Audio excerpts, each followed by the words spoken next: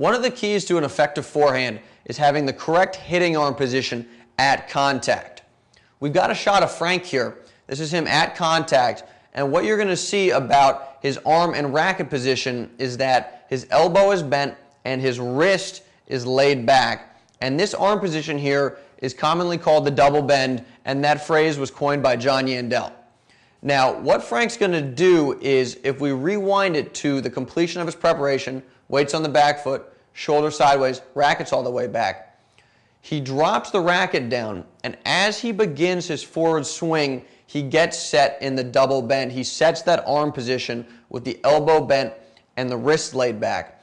And he is going to keep this arm position here through contact. He's going to make contact, which he does right here, and then into his follow-through, he still has that same hitting arm position. And I can't stress this enough.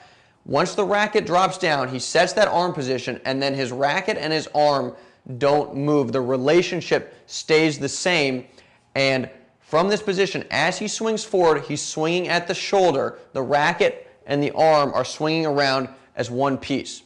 This is critically important to master because a lot of club-level players don't get to the double bend here. They swing from the elbow, they use wrist, and again, what you want to do, like Frank has done here, is establish that hitting arm position and then swing forward, racket, arm, move forward as a unit, to contact, and then through contact.